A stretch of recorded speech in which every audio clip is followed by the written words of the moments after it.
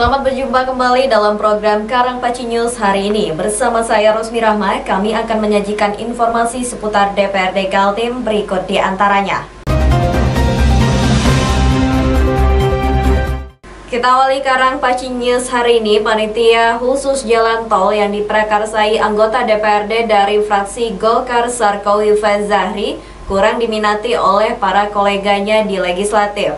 Bahkan rapat pimpinan DPRD tidak menyetujui usulan itu dan lebih baik menyerahkan masalahnya di komisi yang membidangi. Sudah adanya rapat pimpinan DPRD Kaltim diutarakan oleh Samsun, Wakil Ketua DPRD Kaltim dari PDI Perjuangan. Menurut Samsun, para pimpinan sudah berdiskusi panjang mengenai rencana para anggota, termasuk pembentukan pansus-pansus, tetapi untuk pansus tol sudah clear tidak dibutuhkan. Jadi sudah rapat pimpinan, kita sudah sepakat, tidak membentuk pansus tol. Siap. Sudah. Berarti dari pimpinan udah. Walaupun belum ada suratnya masuk secara formal ke pimpinannya. Kan mestinya para pengusul menyampaikan nota usulannya tersebut kepada pimpinan yang ditandatangani atau disetujui oleh beberapa pengusul, kan begitu. Iya, Bang. Ini belum ada masuk. Tapi walaupun belum masuk sudah rapim? Ya, dalam rapim kita sudah diskusi untuk tidak masuk ke ranah situ. Karena itu akan kita serahkan ke dalam komisi pembidangan. Kesepakatan. Awalnya pansus atau panitia khusus jalan tol diprakarsai oleh anggota DPRD Kaltim Sarkowi Fazahri. Ide pansus muncul setelah terungkap setidaknya ada 4 masalah menyangkut jalan tol, sehingga wajar dibentuk pansus. 4 masalah di jalan tol selain mengenai tarif tol yang terlalu mahal sebesar 1.200 per kilometer, juga menyangkut ganti rugi lahan warga yang diklaim ada yang belum dibayar. Masalah ketiga terkait terjadinya banjir dialami warga Sungai Merdeka di kilometer 36. Tuduhan penyebabnya karena air yang dulu mengalir lancar ke Sungai Merdeka sekarang terhalang oleh badan jalan tol. Sedangkan persoalan keempat terkait dana APBD Kaltim sebesar 3,3 triliun untuk membangun jalan tol. Sebagian anggota DPRD mengusulkan agar ada kompensasi dari pemerintah pusat mengenai anggaran itu. Tim Kaltim TV, Hardin melaporkan.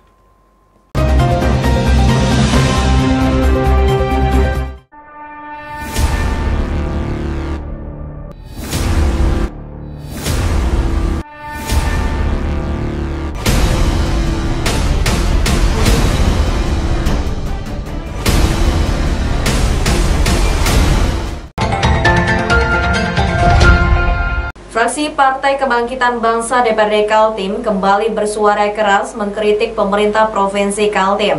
Kali ini menyangkut adanya pejabat orderan dari berbagai kabupaten kota yang mengisi jabatan lowong strategis di lingkungan Pemprov Kaltim. Berikut informasinya. Temuan fraksi PKB disampaikan pada sidang paripurna DPRD Kaltim 1 Juli.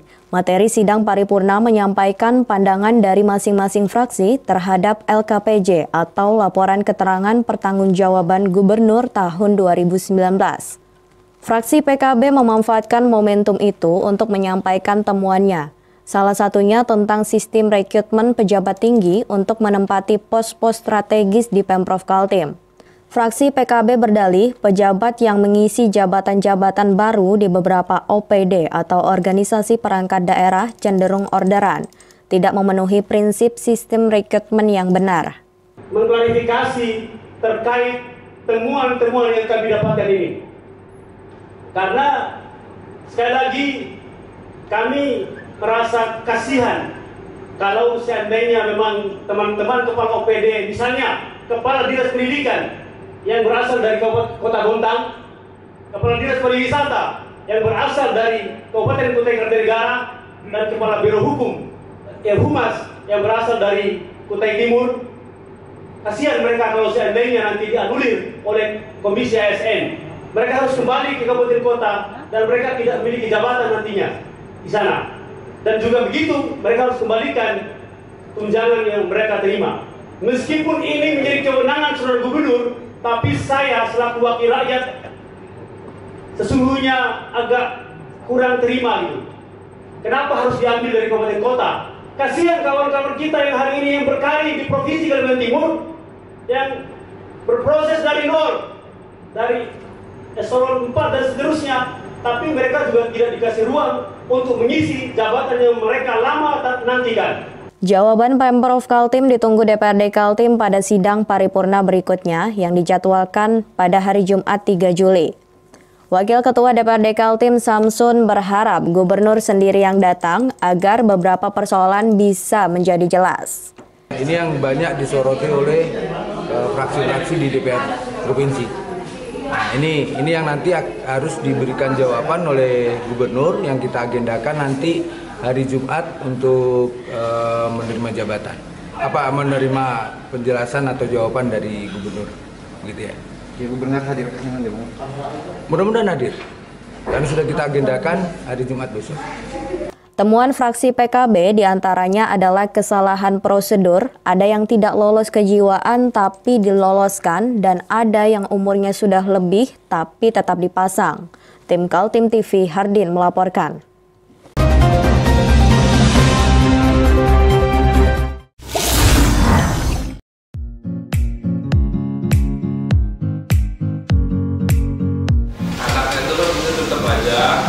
Cara mudah beriklan digital di Kaltim TV.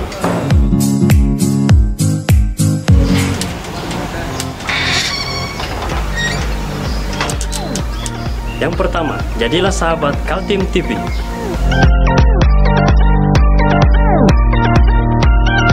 Dengan Rp1 juta, para sahabat mendapat 20 kali tayang di slot berita kamu.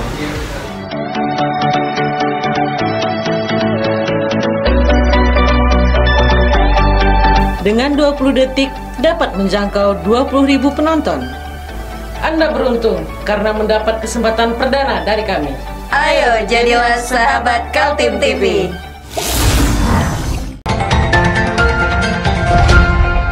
Ketua Fraksi Partai Kebangkitan Bangsa DPRD Kaltim Syafruddin tidak puas dengan jawaban pemerintah tentang sistem rekrutmen pejabat tinggi di Pemprov Kaltim.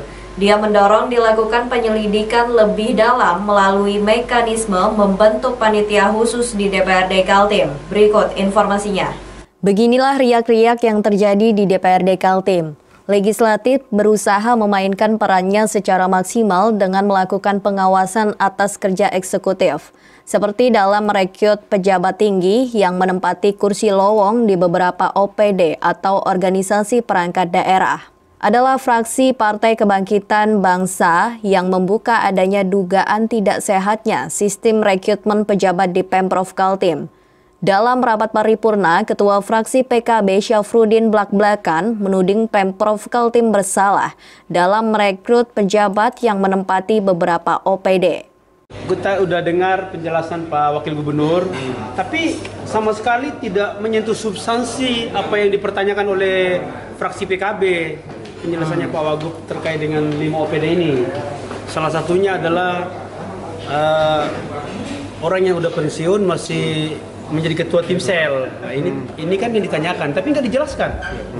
Yang kedua adalah orang yang tidak lulus tapi diluluskan. Kan ada ini kan, ada bukti-bukti kan? Nah, yang ketiga adalah tidak diumumkan secara transparan 3 orang itu. Yang lolos 3 orang kan? Yang keempat itu tim selnya tidak melibatkan akademisi atau tim independen. Nah itu pertanyaannya. Tapi kalau melihat jawabannya ini, jawabannya pemerintah ini jauh dari substansi, jauh dari, kalau ibarat kata tuh jauh panggang dari api. Kalau karena ini. Sebelumnya, Wakil Ketua DPRD Kaltim menyebut sistem rekrutmen dengan cara impor dari luar daerah mematikan karir para pejabat di Pemprov Kaltim. Dia mendorong koleganya dari fraksi PKB untuk menyelidiki, bahkan dilakukan audit forensik terhadap website dan sistem komputer dalam rekrutmen pejabat tinggi. Tapi karena jawaban pemerintah hari ini mengelak dari semua soal ini, maka akhirnya mau tidak mau nanti kemudian kita akan minta pansus kepada pihak berwenang untuk melakukan audit forensik terhadap jejak perjalanan hasil seleksi ini. Yang sulit dimungkiri, ibu bapak semua, jadi rumus di luar. Dan ini sekaligus kita minta, apalagi dengan didefinitikannya pejabat Sekdaprov, sudahlah berhenti impor pejabat dari luar daerah. Kasihan. Fraksi PKB menginisiasi untuk mendorong agar dibentuknya panitia khusus menyelidiki atau memperdalam lagi temuan-temuan terkait dengan pelanggaran-pelanggarannya. Nah sekarang udah ada 4 fraksi yang tanda tangan, fraksi PKB, PDI Perjuangan, Golkar, dan Gerindra. Tim Kaltim TV, Hardin melaporkan.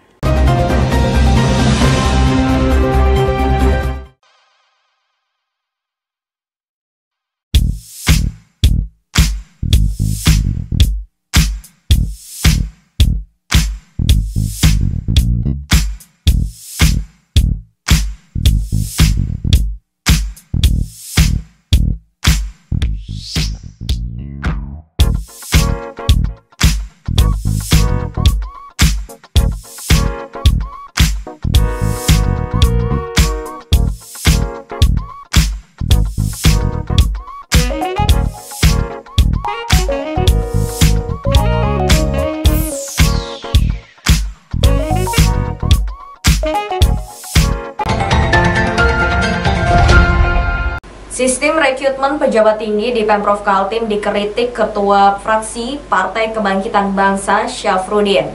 Protes itu didukung oleh Wakil Ketua DPRD Kaltim Andi Harun yang juga Ketua Partai Gerindra Kaltim. Wakil Ketua DPRD Kaltim Andi Harun menumpahkan dukungannya atas protes yang dilakukan Ketua Fraksi PKB Syafruddin, yaitu mengenai sistem seleksi pejabat dari aparatur sipil negara.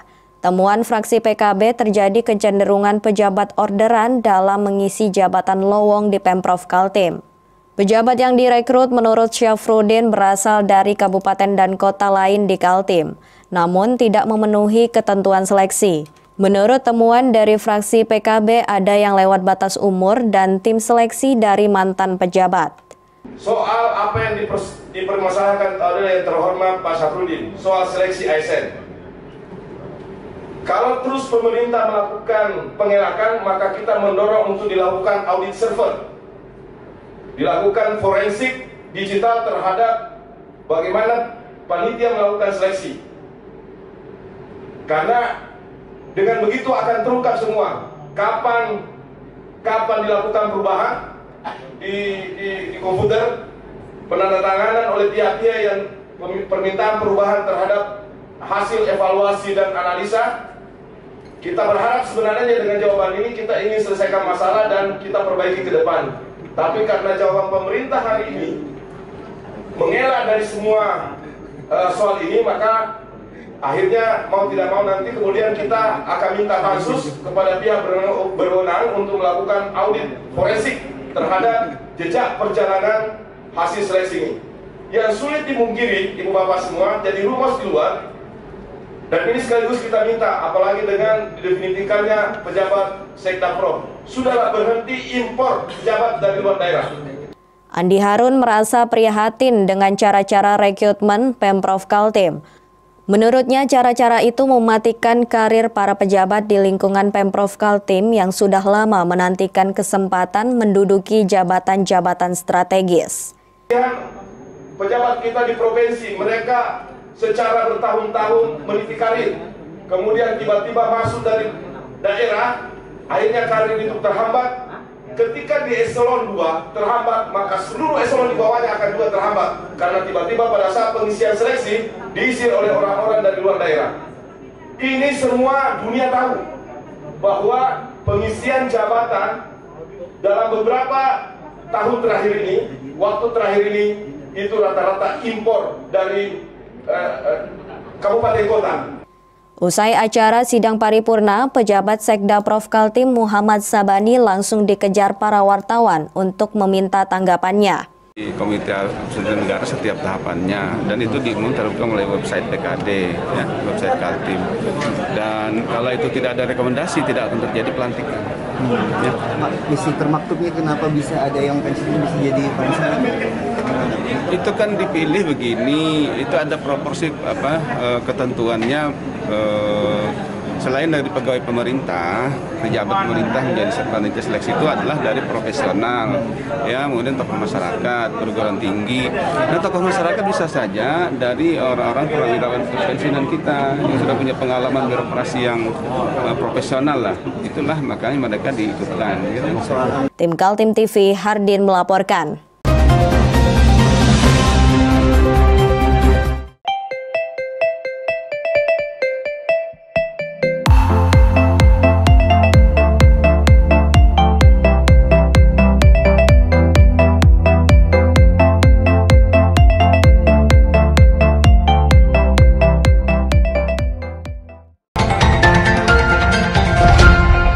Lintas fraksi di DPRD Kaltim hampir satu pendapat. Perusda yang sakit dibenahi, bahkan yang tergolong penyakitnya parah, tidak memberikan kontribusi dan menjadi beban terhadap kas daerah ditutup saja. Opsi-opsi tentang pembenahan Perusda yang dimodali Pemprov Kaltim disampaikan fraksi-fraksi di DPRD Kaltim pada rapat paripurna pandangan umum terhadap LKPJ Gubernur Kaltim tahun 2019. Ada fraksi mengusulkan dibentuk pansus atau panitia khusus agar bisa masuk membedah Perusda dan anak-anak perusahaannya, tapi ada juga fraksi P3 yang secara tegas meminta Perusda sakit ditutup saja. Wakil, bagaimana soal persoalan Perusda? Tadi hampir semua fraksi menyampaikan hal itu terkait dengan kinerja Perusda. Satu, kalau kita ngelihat dari Perusda itu, satu adalah kinerjanya. Dari investasi yang pemerintah provinsi lakukan, dari modal yang sudah diberikan pemerintah provinsi, kemudian dengan hasil yang dihasilkan dari Perusda tersebut memang nggak sebanding. Banyak sekali Perusda yang dikatakan mandul, ya, atau Perusda yang tidak memberikan hasil apapun. Ini patut untuk kita koreksi. Tadi bahkan ada yang lebih tegas lagi untuk dibubarkan, ya fraksi P3. Untuk dibubarkan, ya tidak menutup kemungkinan kalau memang sudah tidak menghasilkan apapun, ngapain lagi? Nggak ada kinerjanya juga. Masalah Perusda sudah ditangani oleh Komisi 2.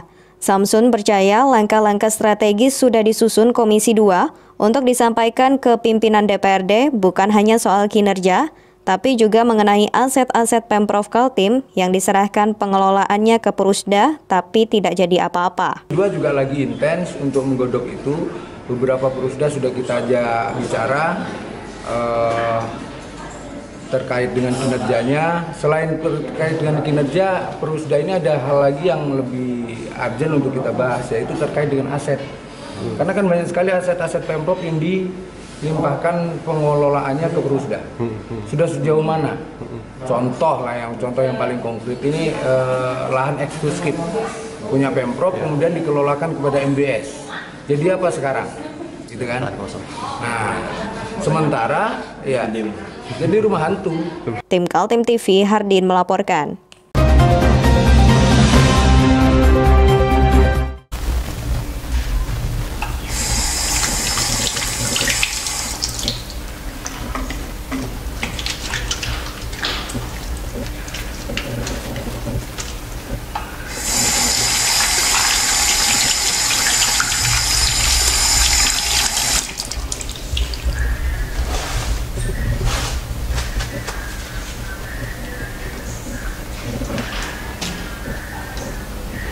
Meskipun di rumah saja, kita tetap selalu menjaga kesehatan, cuci tangan, menggunakan hand sanitizer. Ingat, mulailah dari diri sendiri. Persoalan Perusda dan badan usaha milik daerah yang carut-marut tidak memberikan kontribusi mencapai titik klimaks. Setelah menjadi sorotan semua fraksi, Wakil Gubernur Kaltim Hadi Mulyadi merespon untuk membenahi secara menyeluruh Perusda yang ada. Inilah titik klimaks permasalahan Perusda di Kalimantan Timur. Setelah melalui kritik keras Komisi 2 dan juga fraksi-fraksi pada sidang paripurna LKPJ, laporan keterangan pertanggungjawaban Gubernur Kaltim tahun 2019, Wakil Gubernur Kaltim Hadi Mulyadi menyepakati untuk membenahi Perusda-Perusda yang sakit. Yang saya persoalkan tentang Perusda ini sejak saya di DPRD Provinsi ini juga sama seperti yang Bapak rasakan. Sehingga kesempatan pada hari ini menjadi momen yang berharga bagi saya saya minta kepada Sekda dan asisten, habis Jumat ini kita rapat. Kita akan membahas Pusda ini sedetail-detailnya, dan ini saya menyadari ini merugikan pemerintah Provinsi Kalimantan Timur dan masyarakat Kalimantan Timur. Untuk itu saya ucapkan terima kasih sebesar-besarnya kepada anggota DPD yang mendukung persoalan ini, dan kita tidak ingin Kalimantan Timur dirugikan lagi dengan pengelolaan Pusda yang tidak tepat guna dan tidak efektif dan tidak efisien. Terima kasih. Klimaks tentang Perusda, Perumda, dan PUMD disampaikan Andi Harun. Wakil Ketua DPRD Kaltim, Ketua Partai Gerindra Kaltim itu menyebutkan carut-marut Perusda tidak boleh didiamkan terlalu lama, sehingga sakitnya semakin parah. Selain Perusda Pertambangan yang lokusnya adalah Perusda Pertambangan hingga hari ini, puluhan tahun belum memiliki satupun perusahaan tambang, juga Perusda Perkebunan hingga hari ini juga tidak memiliki satupun lahan perkebunan. Bagaimana mungkin sebuah Perusda dibentuk untuk melakukan pengolahan perkebunan tapi tidak memiliki lahan kebun sekalipun? Termasuk Perusda Kehutanan yang oleh Pak Wakil Gubernur hanya memiliki 2 kerjasama tadi, dan ini harus segera dievaluasi dalam laporan nota keuangan, itu kontribusinya bahkan nihil. Hampir semua Perusda disoroti Komisi 2 DPRD Kaltim, termasuk yang sudah memberi kontribusi bagi PAD seperti Bank Kaltim Tara dan PT Migas Mandiri Pratama sebagai pengelola saham partisipasi interest sebesar 10% dari wilayah konsesi Migas Mahakam. Tim Kaltim TV, Hardin melaporkan.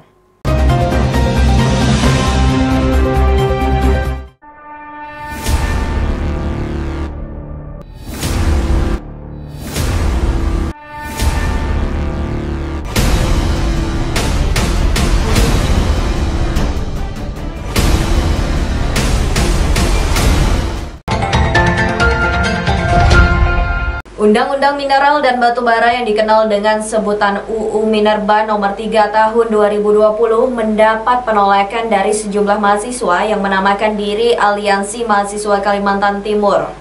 Mereka berunjuk rasa ke DPRD Kaltim minta UU itu dicabut. Undang-Undang Minerba Nomor 3 Tahun 2020 sudah disahkan oleh DPR beberapa waktu lalu. Pemerintah sudah menerimanya, namun penolakan masih terjadi di beberapa daerah, termasuk dari kalangan aktivis mahasiswa di Kota Samarinda.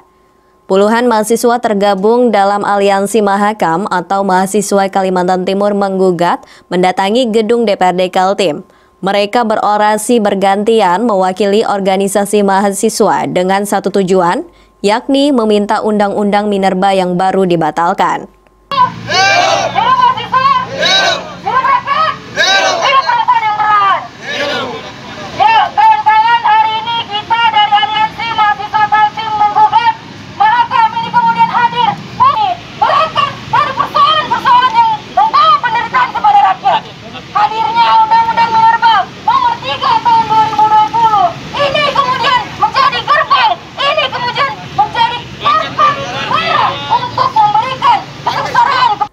Tuntutan para mahasiswa selain meminta mencabut UU Minerba Nomor 3 Tahun 2020, juga meminta agar dilakukan moratorium izin tambang dengan menyetop menerbitkan IUP atau izin usaha pertambangan di Kaltim. Kemudian, mereka juga menuntut pemulihan Kaltim dari kerusakan lingkungan akibat aktivitas pertambangan dan hentikan tambang ilegal yang makin meresahkan. Khusus untuk illegal mining yang marak di Kaltim, para mahasiswa meminta Kapolda tidak tinggal diam. Tim Kaltim TV, Heriman melaporkan.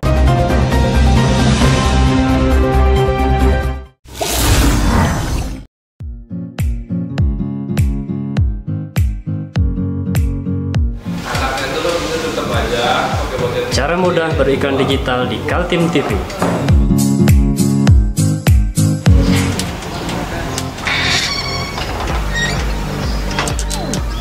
Yang pertama, jadilah sahabat Kaltim TV.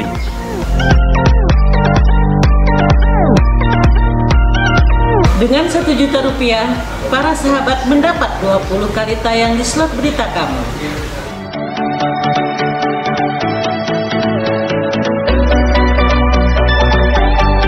Dengan 20 detik dapat menjangkau 20.000 penonton. Anda beruntung karena mendapat kesempatan perdana dari kami. Ayo jadilah sahabat Kaltim TV.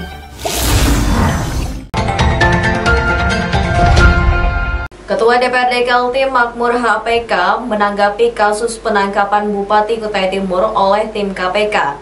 Meski mengaku prihatin, dia berpesan kasus itu menjadi pelajaran penting bagi seluruh pejabat pemerintahan di Kaltim.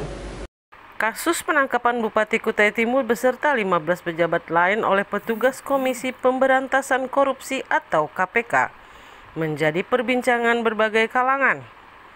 Tidak terkecuali di parlemen, para wakil rakyat umumnya mengaku prihatin.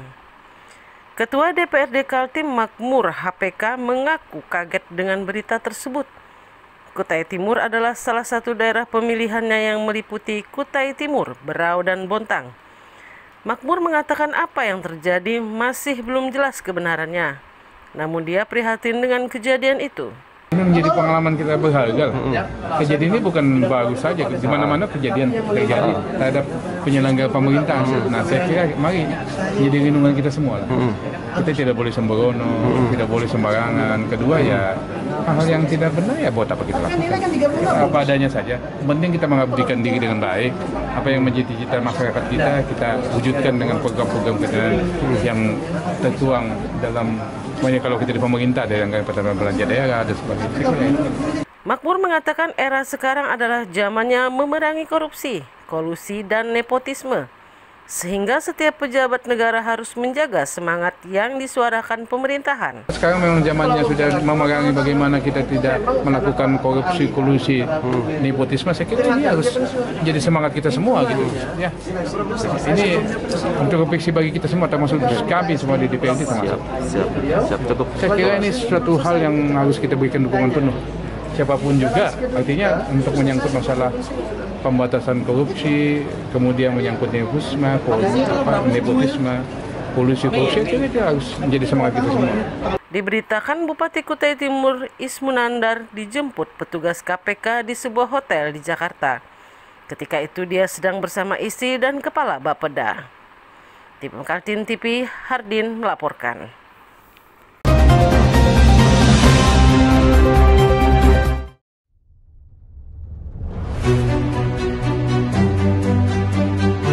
Ini kita ada kegiatan untuk membungkus sembako untuk dibagikan ke masyarakat yang membutuhkan karena COVID-19 ini.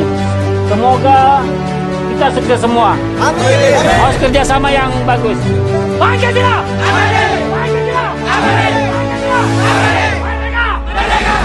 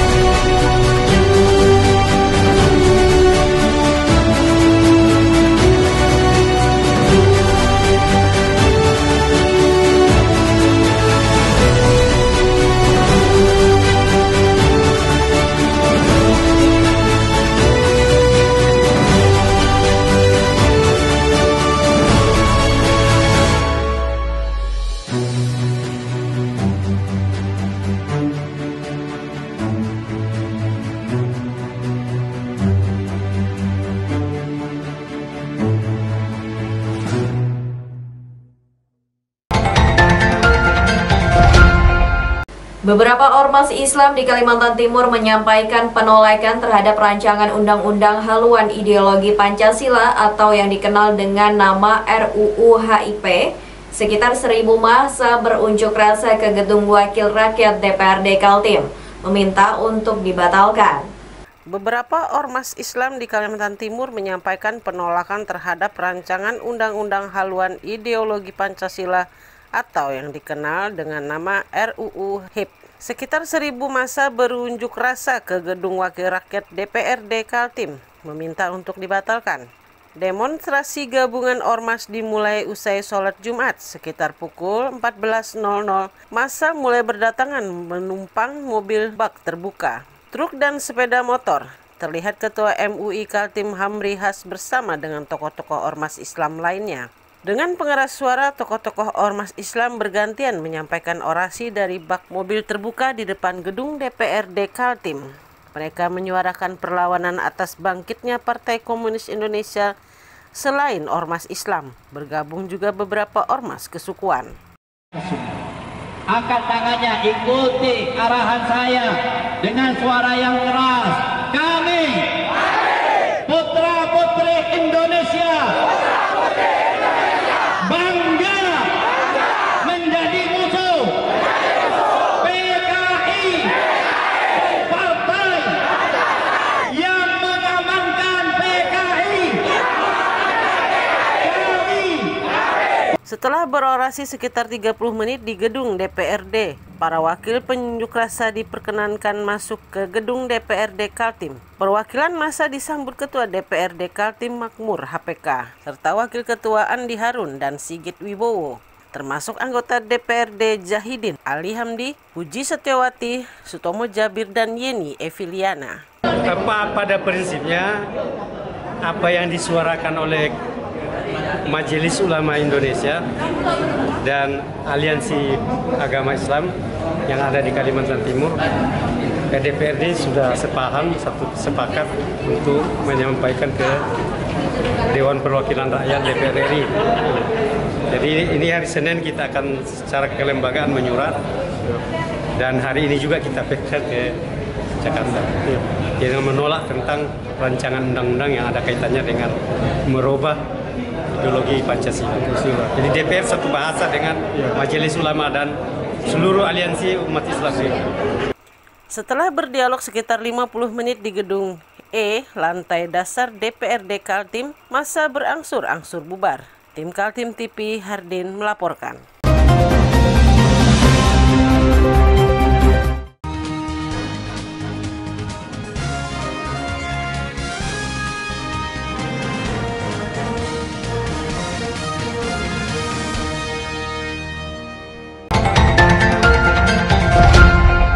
Demikian Karangpaci News edisi hari ini. Saya Rosmi Rahma pamit undur diri, dan jangan lupa saksikan kami selalu melalui situs website kami www.kaltim.tv, channel YouTube dan fanpage Facebook Kaltim TV.